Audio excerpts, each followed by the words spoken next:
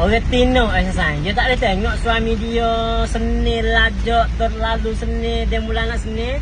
Dia mula nak cari buku Nak cari balon, cari tekiak. Saya ada jumpa klik satu klik tu. Orang kita lah, orang Melayu kita tu pergi walk book ataupun walk kata untuk namel asal dah. Untuk namel di bakok asal dah. Lepas tu dia bawa asal dah, lepas tu dia bawa ke Tino lek belakang asal dah. So dia dah kata untuk namel dah. Dia ada tengah-tengah itu lah. Tapi hak peliknya asal dah Tino tu apa ni buka zip baju. Mudah kata tu.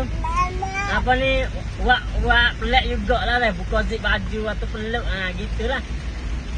Apa isteri kita tanya kita, dia mula cari buku, cari balas tu sana. Dia tanya kita, kalau kena beg. Beg nak buat ke beg tu? Nak witi nak buat ke beg tu beg?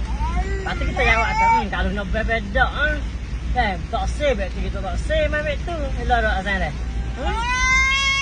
Tapi dia tak percaya sana. Dia bahang. Dia ibarat kita bahang dok. Kalau nak beg, teluk dan ni dia. Dia mula lagi buah dia. Dia kena pun dia nak pergi kita nak. Jadi nak pergi kot tu kot. Nak jawab pebek dia nak. Tapi sana bila kita nak tanya, akhir kita malas. Malas nak bosan. Biar tu dok kacau tu semua. Cuma tu kita nak buat beg tu teruk dah tu sana.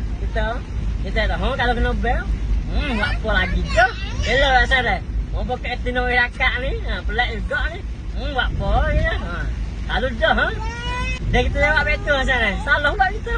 Mula ngaju lah je. Dia pergi ngaju lah. Jadi jawab pihak yang nak bet tu dah kita jawab betul yang ngaju. Gitu sana. Tengok ayat tu.